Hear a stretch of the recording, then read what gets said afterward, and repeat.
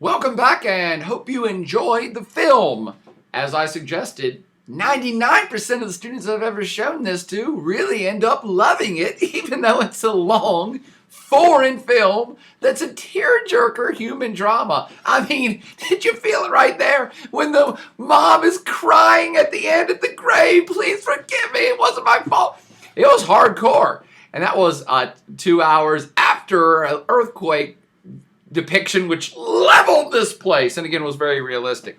But let me wrap up now with some closing statements about why this particular earthquake is so important to Chinese history and how I think it's a great anchor to see how the society has changed since this earthquake. It's not a coincidence. This actually hasn't got nothing to do with this particular film, which is really well done, but this particular earthquake actually was kind of the starting point of really modern Chinese history, and the China that we know today is really developed, really rich. It is now the largest economy on planet Earth, and this all kind of gets tied back to the starting point in 1976. Yes, there was a China for 3,000 years before 1976, but if you want to understand modern China, when did that kind of launch? 1976. Okay, why was that? Well, this earthquake came in what is easily the most important year in modern Chinese history, because three big events happened in the same year. You saw this earthquake, right? But actually, I don't know, several months before the Tangshan earthquake, Zhou Enlai died. Zhou, Z-H-O-U, Enlai. Zhou Enlai was a very popular politician and the premier of the People's Republic of China, kind of like the second in command vice president, prime minister. It's a nebulous title, but this guy, I think, had been in this position for a very long time, maybe since 1949 when the People's Republic of China was formed, and he was well-liked, beloved. He was seen as a very positive figure throughout modern Chinese history, and he passed away a few months before. Then you had the earthquake, the Tangshan earthquake in July, and then in September, what is that, a couple months later, Mao Zedong died. And I don't have to tell you who Mao Zedong is. I hope not at this point in your lives, or at least at this point in the course. But Mao died, and so you had a trifecta, three huge events, and big things come in threes. And I won't suggest that the Chinese people are any more or any less superstitious than other societies, but it was three titanic events, and it was kind of an omen. It's a portent. All right, of like, whoa, this is a very significant year. And all three of these big events in this one big year of 1976 come on the heels of the Cultural Revolution, which started back in 1966. So without going into a whole bunch of Chinese history, you probably have heard of Mao Zedong. Hopefully you've heard of the Cultural Revolution.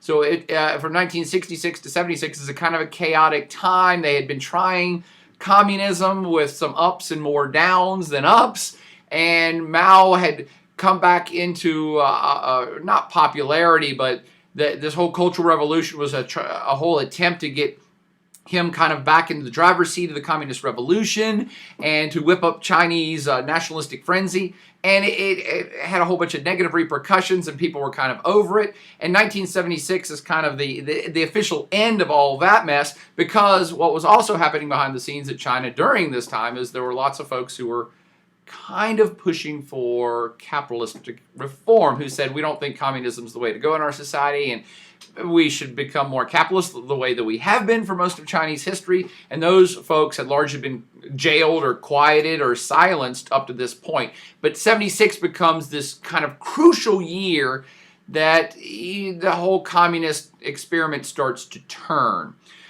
Because of this, now we'll get back to the film, this particular event, this Tangshan earthquake, is when China kind of stood back up again and started to change for the second time since the beginning of the whole communist experiment back in 1949. In that, the world knew about this earthquake, and it was a really big deal. Everybody's like, oh my gosh, 250,000 people just died, like instantly. And lots of folks from around the world, other governments, and the United Nations offered to bring in help and say, hey, we'll send folks and we'll give you aid. And the Chinese government said, no, we are about self-reliance and we want to be taken as a serious power and we don't need outside help. We're not a basket case anymore. We're getting on our feet. Our economy's building. We are holding ourselves together as a country. And so we are going to have self-reliance. We're going to do this ourselves. We are not going to accept outside aid, foreign aid. And what you had is a massive in-country rallying where, again, everyone in the whole country knew about this event and it's tragic. And so it was actually kind of a binding thing, really great times, but also really horrific events have a way of rallying people together. And the Tangshan earthquake, again, in conjunction with the big three events of 1976, kind of actually gelled the society. So aid and help and, first aid crews and medical supplies and stuff was actually brought not from outside of China, but from across China was brought into Tangshan to help with this relief effort. You actually saw the People's Liberation Army, the Red Army, there in several scenes. In fact, it was the Red Army folks that adopted the little girl after her mother assumed she was dead. So this is, again, a kind of a rallying event that actually also affected the politics of China. How could an earthquake affect politics? Man, natural disasters affect politics big times in China. And they do everywhere else too. We just don't recognize it as much. And I was like in Hurricane Katrina when that happened in the United States back in 2004? What a black eye on the George Bush administration that was, because people are like, you didn't handle that well. And when a government is seen as not handling a natural disaster well, or not being Johnny on the spot, or not being receptive to people's needs, that can be a huge game changer for internal politics. And for the Tangshan earthquake, some leaders were very responsive to it, and others weren't, and it actually helped turn the tide of Chinese politics. How so? Well, there were the folks I alluded to earlier. China was having this communist experiment since 1949. And there were those people in charge of this communist experiment. Mao Zedong was one, but then he died. But other folks who said, we want to stay on the communist path. And there were other folks who said, no, we think we want capitalist reforms and do other things. One of those folks was Deng Xiaoping, who ended up being the leader of China. But in 1976, he wasn't the leader of China. He was the guy who the top communist folks wanted to keep quiet and keep him out of the picture. And they did not want capitalist reforms. And so when this earthquake happened, some of those pro-capitalist reformers were saying, hey, we need to rally as a country. And some of the top pro-capitalist reform leaders actually went to Tangshan and said, we need to focus on rebuilding this city. We need to help these folks. Meanwhile, the top communist leaders, and if you really want to look into this deeper, go Google the Gang of Four. The Gang of Four. The Gang of Four and lots of other top communist leaders said, no, yeah, it's a big deal. That earthquake was a big deal. It's a way bigger deal that we make sure that these pro-capitalist people don't take power. And so instead of focusing on the victims and really having a whole kind of public rally and a public message of, yes, all we want to do as the top brass of the Communist Party is to help the Tangshan folks. Instead, as the leaders of the Communist Party, they said, it's not as important as making sure that these other pro-capitalist folks don't get into power. As you might imagine, that was a really bad public relations move, because this Tangshan event was rallying the country, and so then people started to say, you guys are not even focusing on the earthquake victims, you're focusing on politics.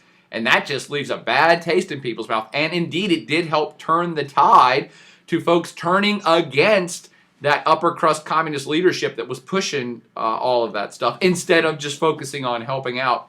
And it's one of the things, it's not the only thing, but it's one of the things that helped this Deng Xiaoping come into power with his pro-capitalist reforms, which then set China on its modern path that we see today.